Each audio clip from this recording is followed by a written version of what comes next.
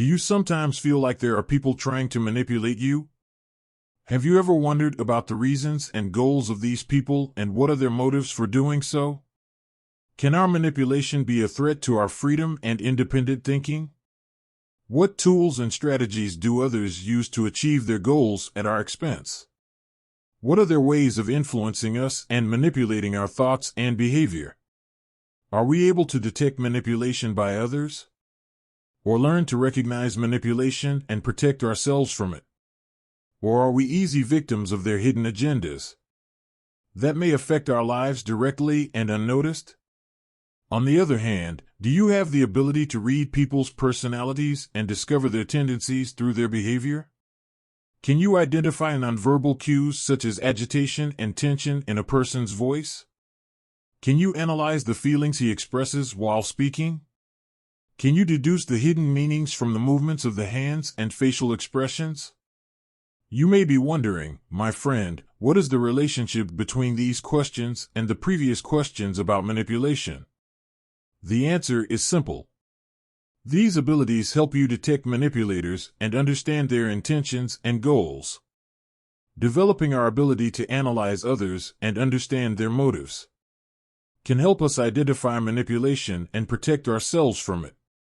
Understanding interaction pattern and nonverbal cues can give us more conscious insight into social interactions and help us make more informed and impactful decisions in our lives. Tune in and join us on this exciting journey of how others manipulate us and how we can deal with them more effectively. In today's summary of the amazing book How to Read People by Daniel Spade, published in 2013. The book in which the author presents 13 laws or rules to enhance your understanding of manipulation and offers strategies to help you read body language and deal with manipulators effectively. Once you spot the signs of manipulation, you will be able to evaluate the relationships in your life and make informed decisions about them. This knowledge will enable you to exercise your rights to be treated with dignity and to be treated with respect. Whether it is your partner, friend, or someone you are in contact with, you will also be able to avoid being unintentionally exploited or manipulated. If you can reading people's body language and recognizing manipulative statements, you will become less likely to be affected by the intentions of others, intentionally or unintentionally, and you will be more willing to take advantage of the opportunities available around you. Do not miss this exciting opportunity to discover the capabilities inherent in you and enhance your skills in reading and understanding others. Every moment you are awake in your life, there is always some kind of mental control or manipulation happening on you. And many times you are not even aware of it. And it is done by the internet, social media, traditional media, advertisements, and even from your coworkers and friends. Come manipulative characters in various forms. Regardless of the individual diversity of these people, they share one trait, which is intelligence, cunning, and deceit. If the ultimate goal of these people is to get what they desire, they will use whatever means they can. They don't care about your feelings or anyone else's feelings, even their own. They only focus on achieving the outcome they seek. Although every manipulator's techniques are different, there are 13 rules or laws of manipulation that all manipulators use at some point. This does not mean that the manipulator practices all these laws together. He may practice one or some of them according to the need or the situation. And he may practice them with some people without awareness of them. When people deal with skillful manipulators, it is very difficult to spot their lie until it is too late. Sometimes they may use deception for various purposes, such as to take advantage of you, to keep their true intentions hidden so that you do not know what they are up to, or even to maintain a level, so that they are always one step ahead of you. Some manipulators may lie even when there is no reason to do so, because they enjoy making a mess or playing with other people's feelings. The second law is to seek attention. Manipulators feel comfortable being the center of attention of others. and use this to boost their self-confidence and assertiveness. In the context of marital relations, for example, one of the spouses may constantly stir up conflicts with the aim of attracting the attention of the other partner. And he may try to solve problems that may not even exist, or even hysterical when they don't get what they want. Drama, clamor, and exaggeration are common features in this context. And these people usually resort to this emotional behavior at the slightest provocation, which is often inappropriate behavior in the context in which the matter occurs. And the whole reaction does not correspond to the situation. The fourth law is to play the role of the victim, which is one of the strategies psycho that some use to attract attention and sympathy from others. People who play the victim highlight their difficulties and problems in such a way that they make their condition appear worse compared to others. Manipulators use this emotionally exhausting strategy by focusing on their problems and emphasizing how bad their situation is to arouse pity, win people's sympathy and interest, and even escape their responsibilities. The fifth law is the obsession with unworthy praise. The manipulator will try to persuade you to perform many tasks or great work, to appear at the last minute to demand praise for those efforts. Or he will try, by cunning and deception, to extract appreciation for this work done by others, to achieve his personal goals or to enhance his reputation without having made actual efforts. The sixth law is to make you feel dependent on them. Manipulators here make you feel dependent on them, believing that you need their services continuously and that you cannot do without them, and thus they cultivate in you a sense of obligation towards them, to benefit from it later. The more you rely on them, the more power and control they will have over you, and that is what they seek. The seventh law is selective honesty.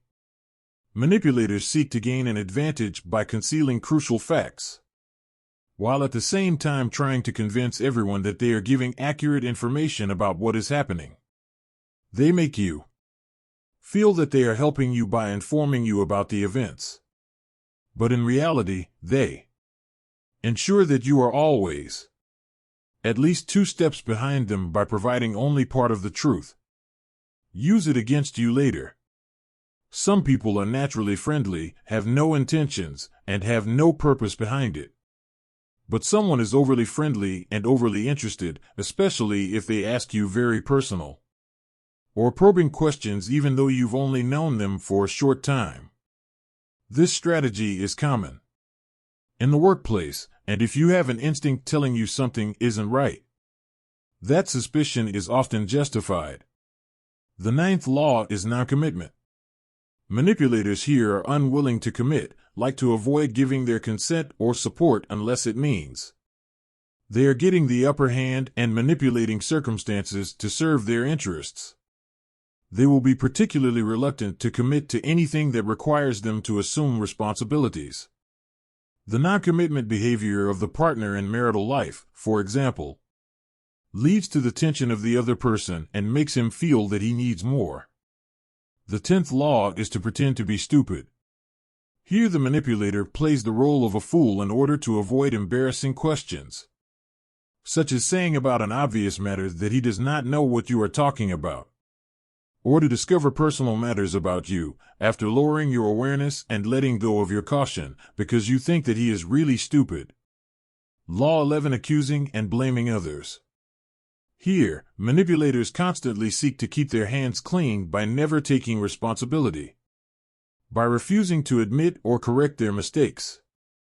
In the event of any problem, they tend to blame others, with the aim of absolve themselves of any responsibility. Law 12. Exaggeration in praise and flattery. The manipulator here tells you what you want to hear. Whoever does not like to hear flattery? It is difficult not to feel satisfied after hearing the praise.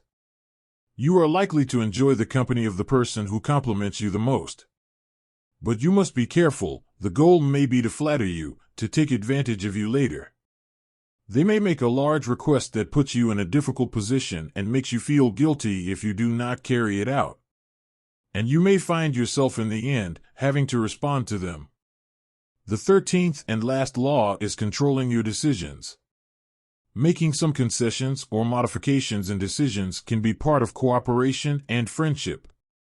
In relationships, to build healthy and happy relationships, the goal is respect and caring. But manipulators blackmail you emotionally through anger and emotion, or make you feel guilty, or even amend or completely abandon your decision in service of their selfishness and interests, without any regard for you, your interests, your happiness, or your personal limits. Body language analysis strategies. Body language analysis can help us infer what is on someone's mind, including potential signs of manipulation. Our entire body is involved in the communication process. Every aspect of our physical and emotional state is affected by the situation. There are 7 techniques that you can use to analyze individuals and read body language in order to understand the hidden feelings of others. And here we will mention them briefly, because the subject of body language is a wide and complex topic, in which many books have been written. If you want to learn more about the subject, I advise you to read some of these books or one of them. Please note that these physical indications may be general indicators, and we should not rely on them categorically, because they can differ between individuals and are affected by cultural and personal factors. It is better to also take into account the general context and other details to evaluate the person's feelings towards you, and not by taking one separate signal and basing the analysis on it. In the first place, study the general appearance. The general appearance can be the first sign that you should pay attention to it, as it is the most obvious indicator and often reflects the personality of the person. For example, is their appearance indicating an attempt to make a strong first impression? Is their clothes casual, which indicates that they are calm and relaxed? Just by observing how they look, you can infer a lot of information.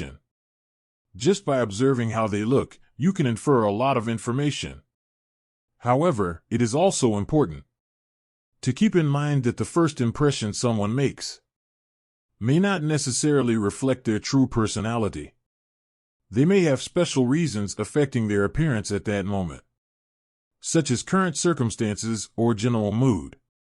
Therefore, it is preferable that you do not infer final decisions about a person only from their outward appearance, but should give the opportunity for more interaction and communication to achieve a more comprehensive understanding of their personality.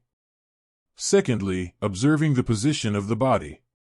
In general, if we like someone or feel comfortable in his presence, we will involuntarily lean towards him. For example, if you see that someone's feet are heading towards you, this means that he feels comfortable in your presence.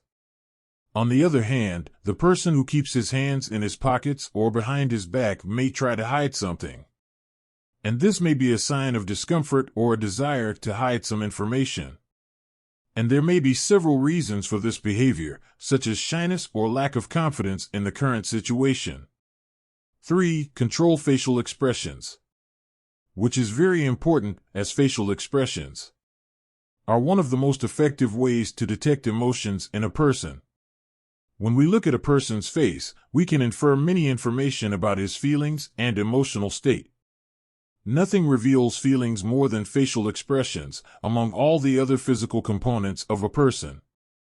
For example, when a person contracts his lips, compresses his jaw, and expresses slight discomfort across his forehead, these expressions send a strong message that he is unwilling or uncomfortable to say yes, or hesitant about something, or that there may be anxiety or tension related to the topic at hand.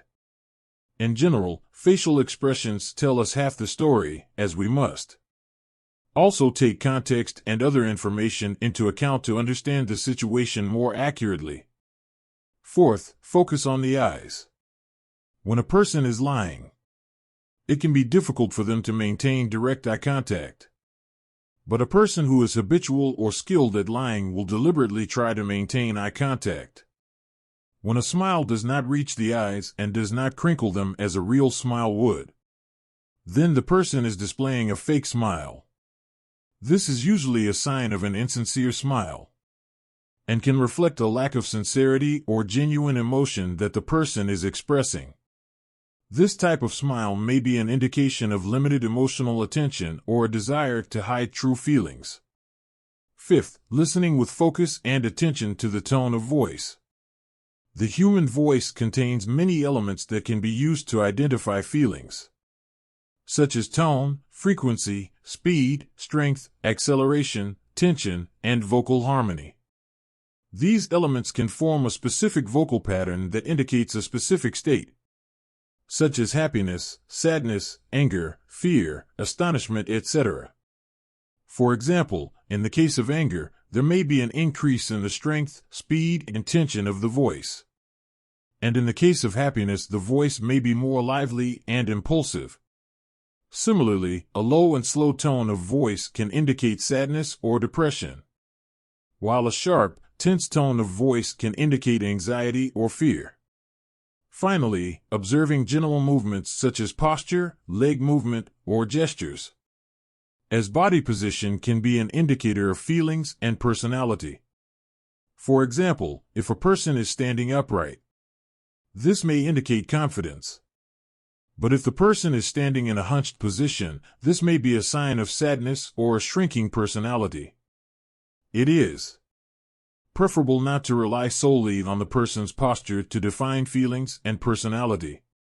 But we must also take into account the general context and other available details to obtain a comprehensive and accurate understanding of the person, his feelings, and personality as well. Excessive leg movement can also indicate nervousness, as a person's randomly flipping his arms and legs can indicate emotional instability or unease. And the physical gestures that a person shows while talking may reflect the level of confidence. Before you use these methods to study individuals, the author says that there is a very important point that you must take into account. You must avoid becoming an overanalyst and avoid being overly focused on looking for signs. Keep calm and relax, be yourself, and just watch without being too critical or overthinking anything you notice. Dealing with manipulators. Manipulators strive to create suspicion and vulnerability in you, and they will do everything they can to undermine your trust in order to control you. When they infiltrate your life, it becomes difficult to get rid of them. If you follow some of the basic guidelines below, the first and most important thing you should do is maintain loyal friends and relationships that you know you can trust, because they will help you avoid the traps of manipulators, will alert you if they feel something is wrong and provide the necessary support, and not to isolate yourself from them, so that they remain constantly informed of what is happening in your life. This will enable them to provide support and assistance when you face difficulties or suffer from problems. Sometimes one of the goals of the manipulator is to isolate from your family and friends, to be an easy horse. Third, do not tolerate manipulators, especially if you know that they are doing this consciously and intend to be firm and frank. Confront them and inform them of your position directly. They may be shocked, because they do not expect you to have the ability or power, and they do not expect you to act decisively. Fourth, you can also ignore them and just watch how they express their dissatisfaction with their choices. They may be shocked because they didn't expect you to ignore them and continue making your decisions with confidence and confidence. This may be the best response in some cases where you have to maintain your psychological comfort and emotional balance. Fifth, never try to fix a manipulative person, because it is a game you will never win. Find people who make you feel comfortable, loved, and appreciated. Finally, if you find yourself constantly asking for permission, even in matters that do not warrant it, I advise you to stop and take back control of your life on your own. Don't hand over the keys to your will to a manipulative person. Don't compromise your principles for someone who just wants to take advantage of you. Boost your self-confidence, define your personal boundaries, and learn how to make important decisions based on your personal values and principles. Practice practicing open and honest communication with others about your needs and wants. Maintain your self-respect and your personal strength, and your right to make decisions that serve your own interests. If you are my friend, you think that you are dealing with a manipulator, you may be facing a difficult challenge. This summary gives you an overview and opens the door for you to go deeper into the matter more by reading more about it. I wish you all the best and stay wonderful.